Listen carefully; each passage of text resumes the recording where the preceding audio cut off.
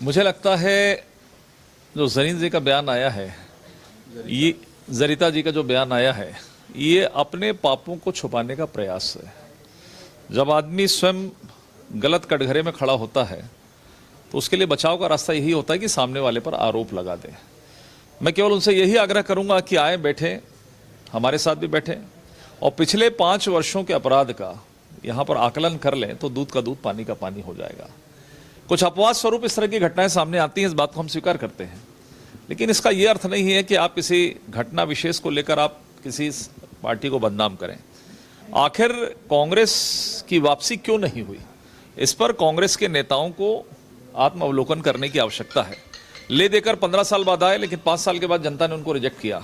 कहीं न कहीं गलतियां हुई हैं उनसे। जिस तरीके का भ्रष्टाचार है, जिस तरीके का अपराध हुआ, जिस तरीके की हत्याएं, नशा, कोई एक ऐसा अपराध नहीं, कोई एक ऐसा नशा नहीं जो पिछले 5 वर्षों में छत्तीसगढ़ में प्राप्त नहीं हुआ। तो मुझे लगता है कि आंकड़ों के साथ में बैठे बातचीत सामने सामने हो जाए। देखिए, भारतीय जनता पार्टी का जो सदस्यता जो अभियान है, जिसको हम संगठन पर्व के रूप में मनाते हैं, एक त्यौहार के रूप में मनाते हैं, एक पर्व के रूप में मनाते हैं, और आज भारतीय जनता पार्टी की जो देश और दुनिया में जो ताकत है वो हमारी सदस्यों की बदौलत ही है कि आज हम केंद्र में भी सरकार है, हम राज्यों के अंदर में भी सरकार में हैं। इसलिए इस बार का जो 2024 का जो सदस्यता हमारा प्रारंभ हुआ है 2 सितंबर से, एक केंद्र में 10 करोड़ प्लस की एक लक्ष्य लेकर उसी तरीके से सभी राज्यों के अंदर में एक लक्ष्य को निर्धारित किया गया है। प्रथम 15 दिन की बात कर सकते हैं, 13-14 दिन हुए हैं उस सदस्यता को प्रारंभ हुए। एक अपेक्षा से कहीं ज़्यादा सदस्य लोग बने हैं और मुझे लगता है जो हमारी अंतिम तिथि, एक समय सीमा जो है, उसके अंतर्गत केंद्र में भी और राज्यों के अंदर में भी हम अपने लक्ष्य को प्राप्त होंगे।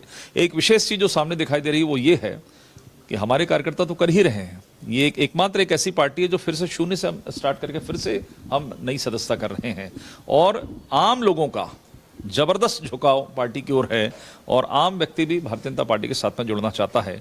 इसलिए हमें पूरा विश्वास है कि हम पुराना जो हमारा टारगेट था, जो हमारा पुराने सदस्य संख्या थी, उससे कहीं आगे बढ़कर हम अपने लक्ष्य को पूरा करें। देखिए, निश्चित रूप से चुनाव है, उपचुनाव है, उपचुनाव में हमको उतरना है और उस चुनाव को जीतना भी है।